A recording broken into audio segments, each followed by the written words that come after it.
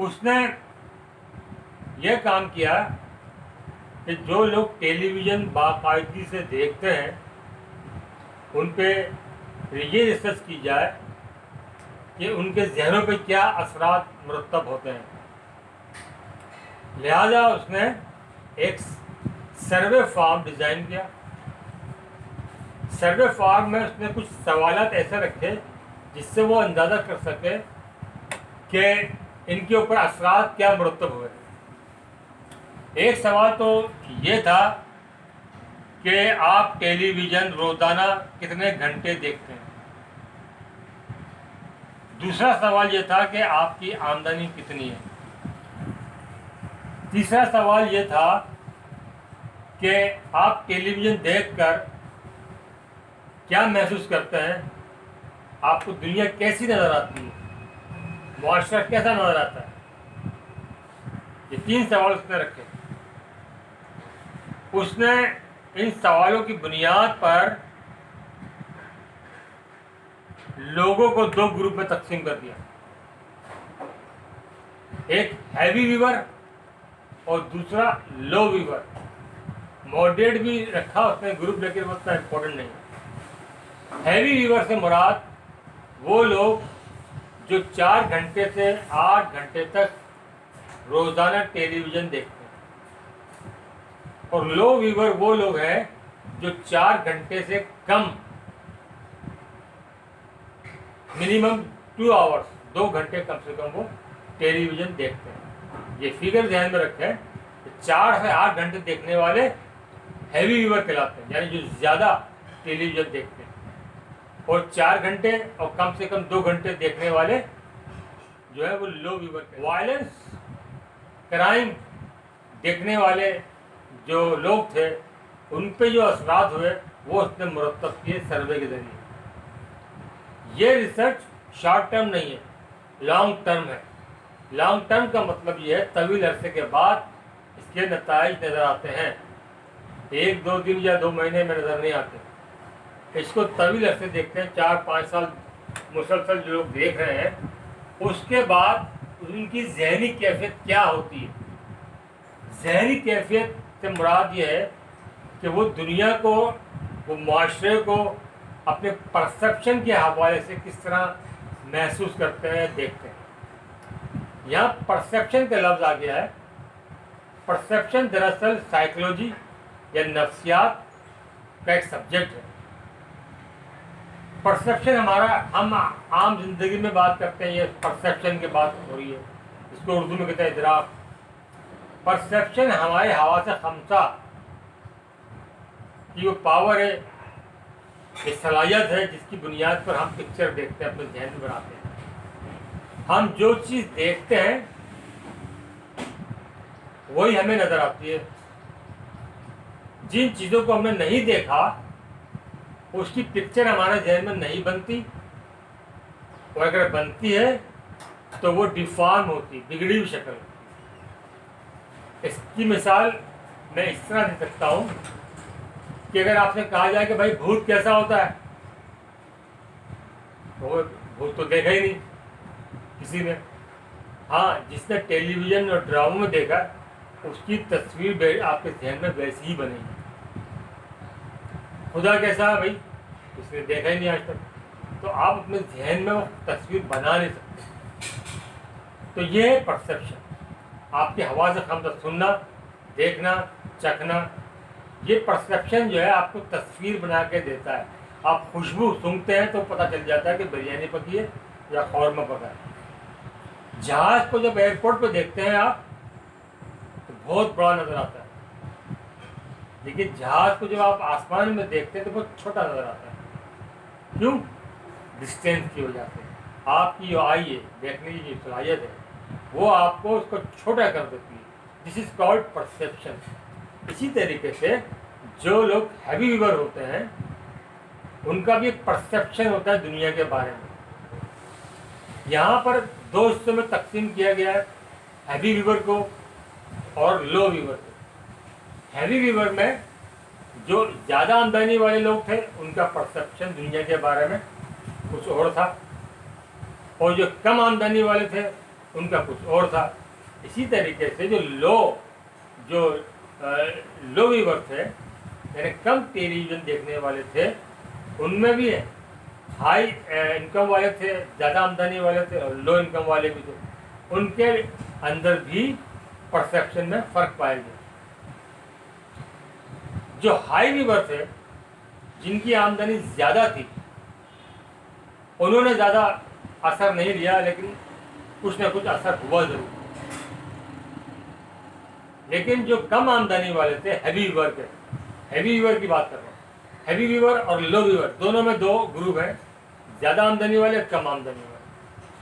Heavy viewer के जो कम आमदनी वाले लोग थे, उन्होंने ज़्यादा असर लिया, और जो लो व्यूवर थे, उनकी ज़्यादा आमदनी वाले थे, उन्होंने ज़्यादा असर लिया, और लो आमदनी वालों ने भी ज़्यादा असर लिया। तो हैवी व्यूवर और लो व्यूवर दोनों के कम आमदनी वाले, उनमें यकसानियत पाई गई। उस सर्वे के मुताबिक यकसानियत पाई गई कि दोनों जो है, उनके जो असरात हैं टेलीविज़न के एक जैसे हैं। अब टेलीविज़न के असरात पे रखा, ये गर्बनर ने अपनी पूरी रिसर्च टेलीविज़न पर रखी। चूँकि 1960s में टेलीविज़न आया, और उसने अपनी रिसर्च 1969 में मुकम्मल की और पेश की। इसके ऊपर एतराज़ात भी हुए, और फिर इस थ्योरी को अपग्रेड किया गया। इस थ्योरी में मॉडर्न मीडिया, इंटरनेट वगैरह को शामिल किया, और इसके ऊपर अब मज़ीद रिसर्च हो रही है, क्योंकि अब मोबाइल भी आ गया, उसके भी असरात हैं। तो उसकी जो बेसिक रिसर्च है वो टेलीविज़न पर रखी। उसकी वजह यह है कि हर आदमी टेलीविज़न बआसानी घर पे देख लेता है, थिएटर पे या सिनेमा पे रोज़ाना नहीं जाता। तो टेलीविज़न को उसने फोकस किया। तो उसने क्या नतीजे अखज़ किए कि फाइंडिंग क्या हो इस रिसर्च से, यह है सवाल। जब उसने दो ग्रुप बनाए, हाई व्यूवर और लो व्यूवर, और दोनों में ज़्यादा आमदनी वाले, कम आमदनी वाले, तो हुआ क्या?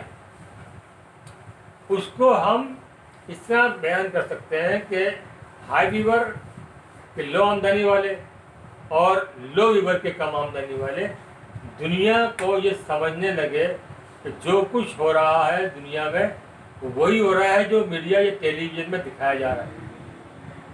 चूँकि उसका फोकस था गर्बनर का वायलेंस के ऊपर और क्राइम के ऊपर, तो लोगों का जो परसेप्शन है, उसकी वजह से ये डेवलप हो गया कि वो बाहर जाते हैं और डरने लगे।